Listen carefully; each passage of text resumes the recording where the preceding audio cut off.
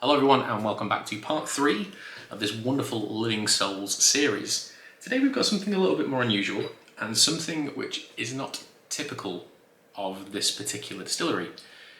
Here we have the Balblair 10-year-old. That's struggling to focus again, my apologies. This is bourbon cask matured at 46% ABV and is then finished in Limousin XO casks. I apologise to anyone in France or who is French Canadian who is currently watching this.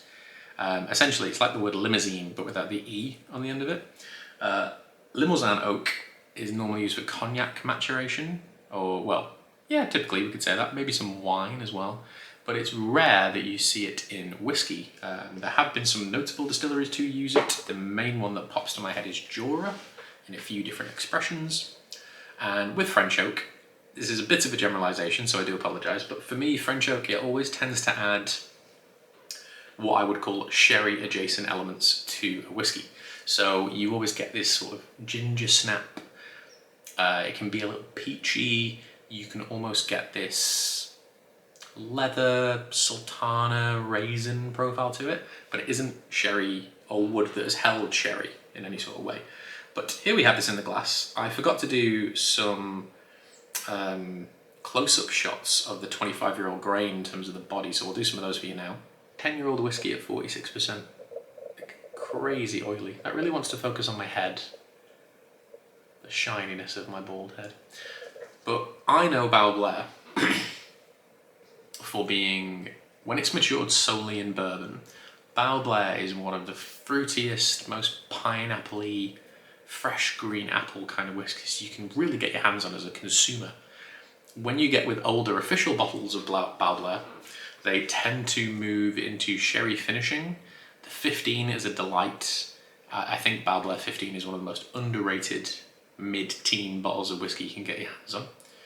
The 18 is really savoury. I'm not actually a fan of Balblair 18. It has this very constant aroma of old books and shoe leather. Which is fine, it does that really well. That's just not what I would be looking for in an older Balblair. I would be really interested to try just old Balblair in ex-bourbon. I don't think I've tried the 25. Tried some single barrel stuff over the years and it's all been excellent in a range of fun casks. But let's have a good approach to this. So, bourbon maturation with an XO French oak finish. I won't say that again in a French accent. Really oily. Let's dive in. Oh, numbers wise, I've just got a website loaded up in front of me here. You can pick this up for £55 a bottle, which is about the same price as a Balblair 12-year-old, except this is a little bit more interesting. It doesn't state that it's a single barrel. I think it's a couple of casks put together. But nonetheless, quite good value, as are all things at Living Souls. So let's smell and let's taste. Yep, that does not smell like Balblair. Remember what I was saying about Balblair 18 and that kind of old leather, old book thing?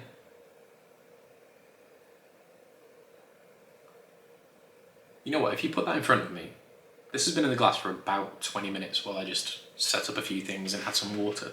If you put that in front of me, there is no way I would tell you that is 10-year-old whiskey. That smells a lot older. And again, what I was talking about with French oak, it can almost have this adjacent sherry cask style. And that really does, it's given me like hazelnut cream and really dry, kind of oily walnuts. Old books, old shoe leather. I think every single person in the world has like an old leather jacket, whether it's yours or whether it was like your mum or your dad's or your granddad's or your brothers or your sisters. Everyone's got something that's old leather in the house. And this has that in abundance. There's a nice pencil shaving note off it too. It is quite woody. Weirdly enough, there's actually something in there which reminds me of a little bit of Redbreast. There's a butteriness and a creaminess, but also a little bit of spice, almost pepper that you get from single pot still styles of whiskey. Anyway, let's taste it. Let's see what's going on.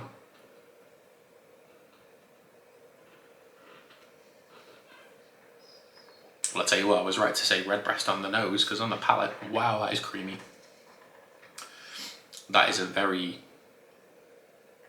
rich, thick. You could use the word voluptuous in terms of texture to that whiskey. There's a really interesting thing happening on the finish. I'm just going to try that again, because I got a bit baffled by the creaminess of that then. Okay, so even what I was saying about Balblair earlier on, how younger bourbon cask Balblair is a very appley, sweet, pineapple kind of style. If you've ever tried the regular Balblair 12, it starts off like that, but then it moves into this slightly herbal, slightly earthy style of whiskey. Now, it is not peated whiskey. They don't, as far as I'm aware, they don't peat whiskey at Balblair, but I suppose every distillery does something unusual. But it moves into earthiness in the sense of it's kind of grassy, it's a little bit naturally spicy, and then it has a slight bitterness towards the back of it, which always reminds me of things like cardamom and sage and just some other kind of slightly bitter herb profiles. Think about things like yellow chartreuse and even green chartreuse. If you ignore the peppermintiness of chartreuse and that kind of black pepper herbaceousness of it, Balblair always has that towards the finish. And as this is a French oak finish, talking about chartreuse is quite relevant, I suppose. But yeah, it starts off creamy and vanilla and rich and butterscotch and caramel, and it honestly took my breath away a little bit. The first sip was almost like bread and butter pudding. It's like comforting and wholesome and delicious. And then you get those kind of pepperings of pepper, and there's a little bit of oak, and there's that herbaceousness to it as well. Finish is where this thing is kind of winning for me in quite a big way. You get that herbaceousness as you finish tasting it, and the finish begins to kind of mull around the back of your palate and on your tongue. The herbiness stays, the black pepper stays.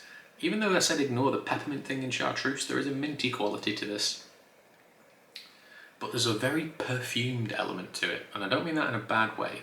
The perfumed element is coming across as things like, oh God, what's the name for it? Bergamot. That kind of orangey, almost Earl Grey tea quality that you do tend to find in a lot of Balvenie. What I will say with Balvenie, and it's something that Rob and Jeremy at Sipper Social Club and Whisky in the Six have touched on quite a lot, is this kind of black tea note, which evolves into almost a contrast of orange and grapefruit. It kind of moves between that. And I'm getting that with this. It's very trebly, high-end perfuminess. But overall, I'm going to give that an 8 out of 10. It's a stunning example of Balblair and something you should all pick up quite soon. I'll see you tomorrow for something very unusual. Cheers.